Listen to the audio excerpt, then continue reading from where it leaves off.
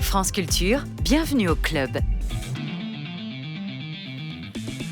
Naples sacré champion d'Italie pour la première fois depuis 1990 et l'ère Maradona. Cette fois c'est fait, 4 jours après avoir repoussé la fête à domicile face à Salernitana, le SCC Napoli n'a pas laissé passer sa chance une deuxième fois. C'est la première phrase de l'article que le journal Le Monde consacre à cette actualité footballistique, car il s'agit évidemment de football. Mais il s'agit peut-être en fait de bien plus que ça. Parce que les supporters de Naples, les tifosi du Napoli, sont aussi volcaniques que le Vésuve qui domine la baie de cette ville du sud de l'Italie. Et que là-bas, le football n'est pas seulement un sport. Un précédent article du journal sur le même sujet.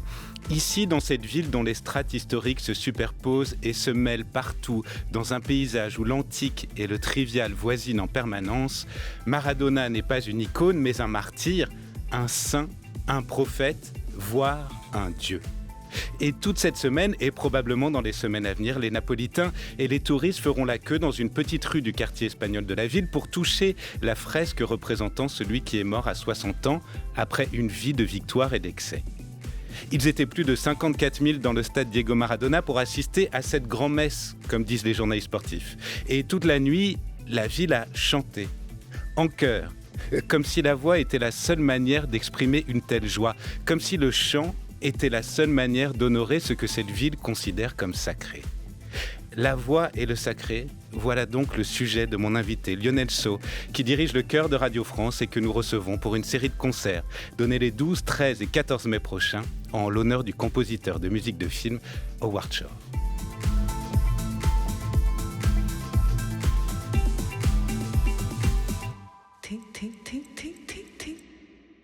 Bonjour Lionel Sceaux. Bonjour. Merci beaucoup d'avoir accepté notre invitation. Et j'en parlais en parlant de ces chants, de ces cris de supporters. Est-ce que vous savez, vous qui travaillez tous les jours de votre vie avec la voix, pourquoi est-ce que c'est le seul véhicule pour une telle émotion ? Pourquoi est-ce que ça passe forcément par la voix, une telle émotion, une telle joie ? Je pense que alors c'est une question très complexe, sans doute, mais la voix, c'est quelque chose qui est directement relié à l'émotion. C'est ce qu'on essaye finalement de retrouver dans le chant en permanence. C'est cette connexion, c'est-à-dire que la vibration, elle est l'impulsion, la première, c'est l'émotion. Ça doit être l'émotion, on va dire. Sinon, c'est vide de sens. Donc, et aussi probablement le fait que tout le monde ait une voix est une chose importante. C'est-à-dire que par miroir, on réagit en fait corporellement à ce que la voix de quelqu'un d'autre nous propose. Et donc, probablement qu'on absorbe une part de cette émotion de manière directe, de manière vibratoire. Parce que c'est ça, la voix, une dimension physique. On la ressent dans le corps, la voix. On la reçoit par le corps. On la ressent, on la reçoit par le corps. Elle est évidemment initiée par le souffle, ce qui est aussi une dimension très importante, je pense, de la voix. On peut se dire, par exemple, que quand on chante, il y a un effet direct sur l'état corporel du fait du ralentissement du souffle.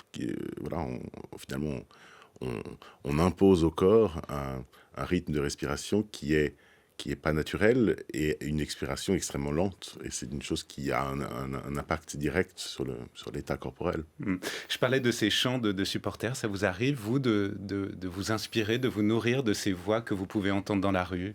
Je sais pas, quelqu'un qui fredonne ou alors un stade qui chante, une foule qui crie des slogans. Est-ce que ce sont des moments que votre oreille identifie particulièrement ? Alors, identifie, oui, par moments de manière négative d'ailleurs, parce que ce n'est pas toujours heureux, enfin, en tout cas, de ma perception. Ouais. Ce qui est, je pense, inspirant, c'est la spontanéité. Parce que finalement, quand on pratique le chant comme artiste, il y a une dimension fabriquée, il y a une dimension technique, il y a une dimension où on a éduqué finalement quelque chose qui est naturel. Et ensuite, on passe toute sa vie à essayer de retrouver la spontanéité du chant au travers de cette voix, on va dire, modifiée. Vous aimez vous-même chanter ? Alors, j'ai un rapport un peu complexe au chant, pour l'avoir pratiqué beaucoup, pour en avoir expérimenté la difficulté aussi, et puis finalement l'immense discipline que ça nécessite. Et donc j'ai beaucoup d'admiration pour les chanteurs qui pratiquent ça professionnellement et qui s'imposent cette forme de discipline. Quand vous dites complexe, ça veut dire qu'il y a quand même une part d'attraction pour vous sur le fait de chanter? Oui, c'est assez fascinant, mais c'est aussi une manière de se livrer sans pudeur d'une certaine manière. Il n'y a pas de pudeur dans le chant. Il y a quelque chose de direct, on livre quelque chose de soi de manière très ouverte. Alors c'est tout à fait excitant d'un côté, et puis d'un autre côté, ça pose des questions aussi. Vous êtes avec nous pour une série de concerts, donc en tant que directeur du Chœur de Radio France. On va mettre à l'honneur très bientôt, donc ce n'est pas ce week-end mais le week-end suivant, le compositeur de musique de film Howard Shore, qui a travaillé avec David Cronenberg, avec Martin Scorsese, avec Sidney Lumet, Chris Columbus, Joel Schumacher, James Mangold. La liste des réalisateurs avec qui il a travaillé est absolument immense. Et si je vous cite quelques films, ça vous dira forcément quelque chose. Le Silence des agneaux, Vidéodrome donc de Cronenberg, After Hours de Scorsese, Copland, Existence, High Fidelity et évidemment Le Seigneur des Anneaux.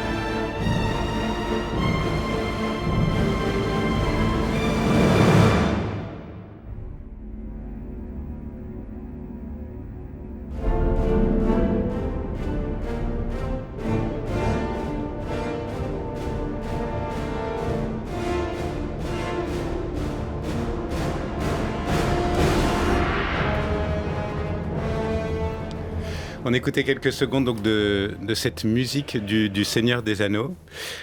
Alors, d'ailleurs, on les entend derrière nous, ces voix. Il y a une manière de parler de la voix, quand je vous écoutais dans des interviews, comme certains experts du vin parlent du vin. Il y a des termes très particuliers. Par exemple, ces voix-là qu'on entend, et ces voix de cette musique du Seigneur des Anneaux, comment est-ce que vous nous les raconteriez? Comment est-ce que vous nous les feriez déguster?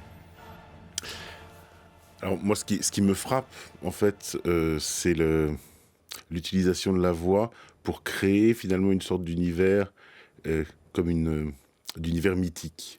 C'est-à-dire que on entend ces bribes de mélodies qui sont finalement, qui nous renvoient dans notre imaginaire, en fait, à une musique du Moyen-Âge, qui nous renvoie à une musique par l'utilisation de peu de notes, par l'utilisation, la mélodie qu'on a entendue, là, elle tient sur 3 notes. Donc c'est quelque chose de vraiment très, très simple. Et ces types de tournures mélodiques, on le trouve évidemment dans la musique médiévale, mais on le trouve dans plein de traditions du monde. Donc elle nous renvoie finalement à quelque chose, une sorte de passé fantasmer, on va dire, et en quelques notes recrée une nouvelle mythologie. Et je pense que l'objectif de cette musique. Et c'est le talent de Howard Shore. Est-ce que vous parliez de passé, là, non pas fantasmé, mais bien réel? Est-ce que vous vous souvenez de votre premier contact avec le chant, avec la voix? Peut-être pas nécessairement le premier contact formellement, mais le premier moment où ça vous a profondément touché. Oh, j'ai des souvenirs lointains, hein, je pense, notamment de Bob Marley. Et je crois que c'est parce que, voilà, c'était une époque, fin des années 70, donc on s'asseyait devant un tourne-disque et on écoutait ce qu'on avait sous la main. Ouais. Et Bob Marley était un objet de fascination pour mon frère et moi. Donc, est-ce que c'est le premier contact? Certainement pas. Mais c'est un dont je me souviens fortement. Et c'était lié à sa voix, justement. C'est ça qui vous a touché, ou c'était un ensemble, ou c'était vraiment la voix? C'était lié à la voix, c'était lié à la texture musicale. On pouvait réécouter les mêmes choses en boucle, Mhm. parce qu'on était fasciné par des sonorités, à la fois vocales, mais instrumentales, tout ça mêlé. Pour ce qui concerne la musique, comme celle que vous dirigez aujourd'hui, c'est votre père qui vous a pris la main pour vous la faire découvrir? Mes parents, Mm. qui ont toujours chanté, donc c'est une chose qui était présente, ne serait-ce que dans la bibliothèque de partitions que nous avions à la maison. Mais oui, c'est quelque chose qui a toujours été présent dans la famille. Et voilà, ensuite, du coup, il y a sans doute quelque chose de très naturel au fait de prendre part à des activités chorales dès le plus jeune âge, quand c'est une forme de transmission familiale. Votre père était sacristain, je crois, c'est-à-dire qu'il préparait les objets nécessaires à la tenue de la messe, sans être lui-même prêtre? Oui, alors il a été sacristain plutôt dans une deuxième période de sa vie. Il était architecte dans une première période. Et c'est plus je pense, par souhait personnel de contribuer. Et donc voilà, c'est une forme de bénévolat. Oui. Mais il vous a transmis quand même ce lien avec le sacré? Les deux Oui. se mêlent, la voix, le chant et le sacré pour vous? Oui, complètement. Parce que c'est... Voilà, quel est l'endroit où on entend de la musique de manière très régulière et de manière très gratuite, on va dire, c'est la liturgie.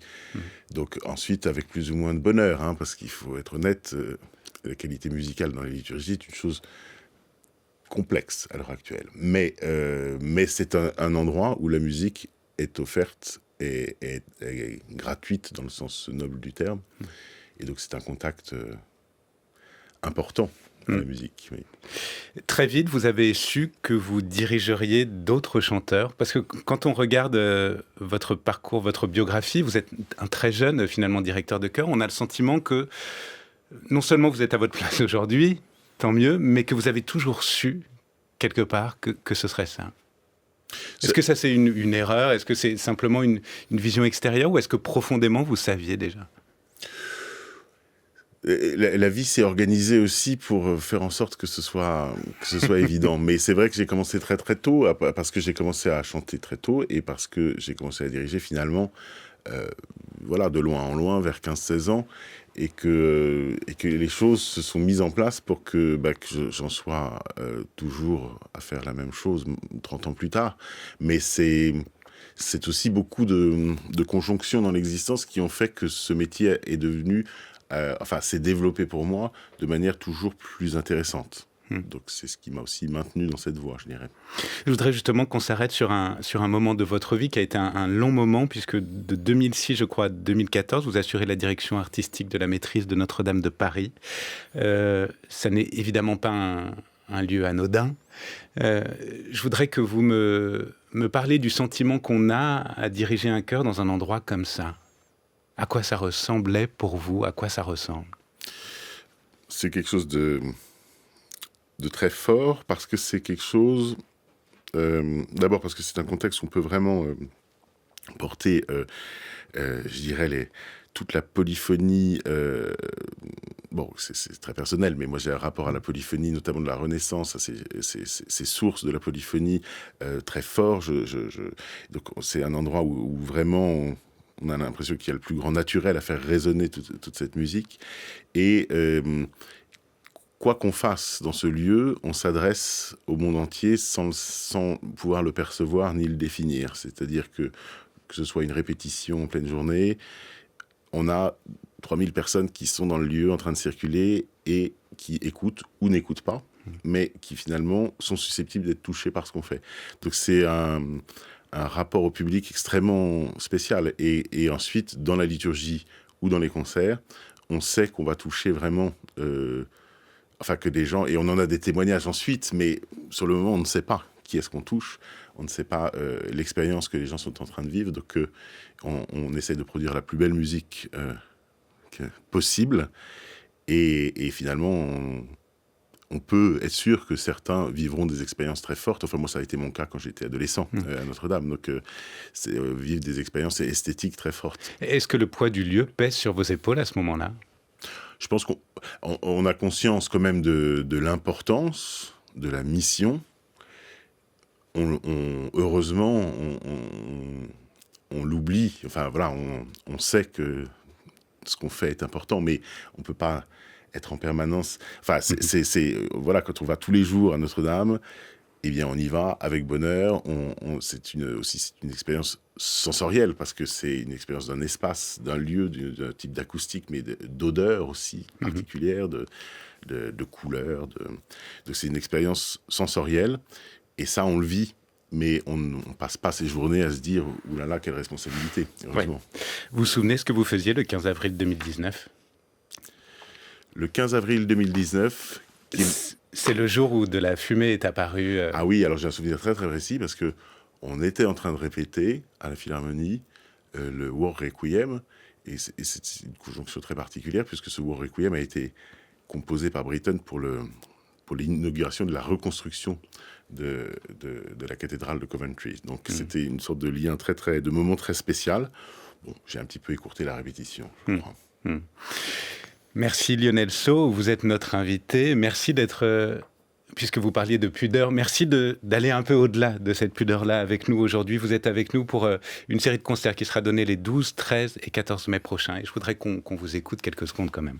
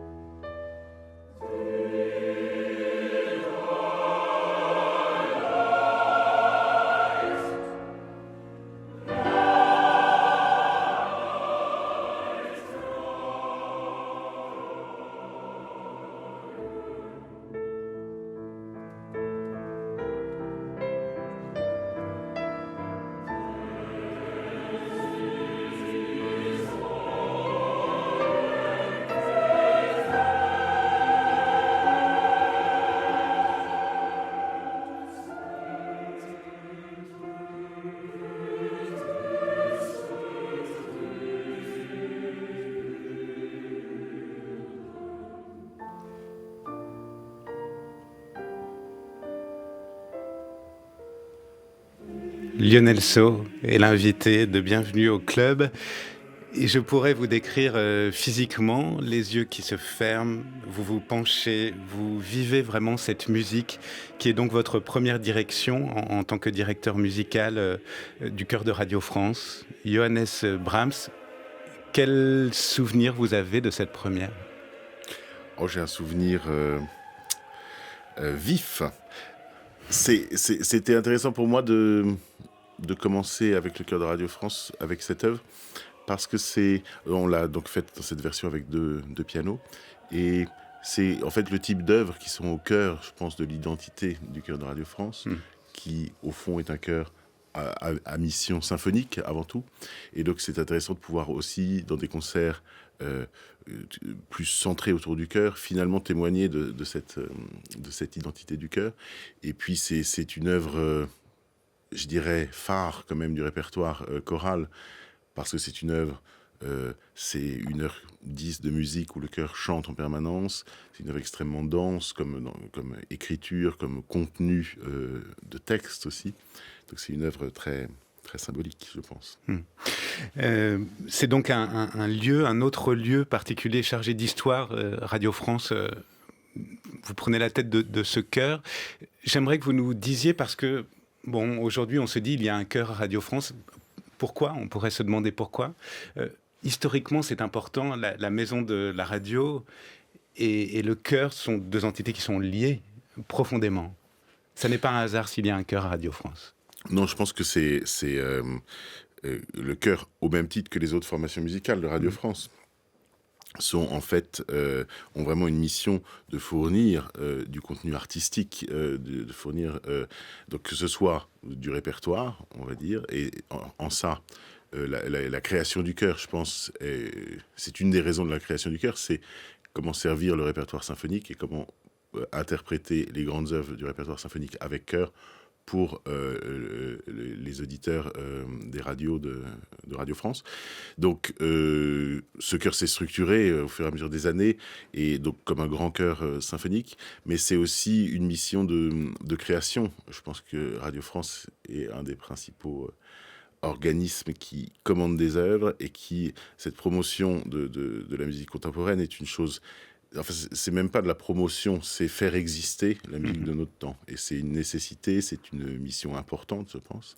Et donc, le chœur remplit sa part, on va dire, dans cette tâche. Et l'ouvrir aussi à des publics qui ne seraient peut-être pas habitués à ce type de prestations, et notamment ce Week-end Award Show et l'illustration.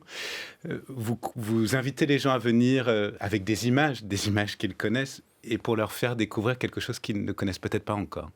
Oui, je pense que c'est ce qu'on vit dans une salle de cinéma, c'est une expérience artistique, c'est une expérience forte. Et l'image, donc finalement le rapport entre le son et l'image est un outil dramatique, on va dire. Et c'est intéressant de voir ce qui se passe quand on retire l'image. Mais c'est aussi intéressant, je pense, pour le public qui n'en a pas forcément l'expérience, de vivre cette musique-là en live. Parce que l'expérience vibratoire de la musique dans une salle de concert, c'est quelque chose de tout à fait particulier. Et donc je pense que c'est un bon vecteur finalement de partir de cette musique qui a été vécue dans son rapport à l'image, et de la vivre dans son rapport purement musical. Vous dites la voix et la vibration dans une salle, c'est tout à fait particulier. Qu'est-ce que vous entendez par tout à fait particulier ? Est-ce que vous pouvez nous décrire justement ce qu'on ressent face à un chœur comme ça, qui nous envoie sa puissance vocale quand on est dans la salle ? Il y a la perception physique du son, qui n'est pas que l'audition, qui est tout le corps qui entre en vibration, au fond. Et puis, il y a une forme de phénomène miroir, je pense, justement parce que finalement, tout le monde a tous les organes nécessaires pour émettre un son chanté. Et donc, d'une certaine manière, on vit dans son corps par reflet ce que les gens en face de soi sont en train d'exécuter. Ce qui est par la voix particulièrement évident, ce qui l'est moins, finalement, quand on entend un piano, on reçoit la vibration, on ne la vit pas de manière intérieure, comme si on était en train de la produire. Alors que le chant, il y a réellement cet effet-là. C'est drôle parce que j'ai l'impression que vous avez répondu à ce qui devait être ma dernière question, puisque je voulais vous demander si la voix était un instrument comme un autre. Et qu'est-ce qu'elle avait peut-être qu'aucun autre instrument, qu'est-ce qu'elle porte qu'aucun autre instrument ne porte? Est-ce que c'est... Alors, en effet, c'est une partie de la réponse. Et puis, je dirais que ce qui est très spécifique au chant, c'est le fait que l'instrument et l'instrumentiste se confondent en une seule entité. Ça rend en fait le travail complexe, parce qu'au fond aussi, on pourrait dire que l'instrumentiste ne voit pas son instrument. Un pianiste peut regarder ses mains sur un clavier, un chanteur ne peut pas regarder son instrument travailler. Ça le rend complexe et ça le rend infiniment émouvant. Toute la vie personnelle d'un chanteur est inscrite dans sa voix. Merci beaucoup Lionel Sceaux. Donc week-end spécial Howard Shore. J'invite les auditeurs à aller voir sur le site de Radio France pour trouver toutes les informations. C'est complet pour le 12 mai, mais il reste des places pour les 13 et 14 mai. Merci infiniment. Merci. Merci à vous et merci à toute l'équipe de Bienvenue au Club. Henri Leblanc et Anouk Delfino à la programmation, Sacha Mattei, Laura Dutèche-Pérez à la préparation, Félicie Faugère à la réalisation et Alexandre Dang à la prise de son. May it be an evening star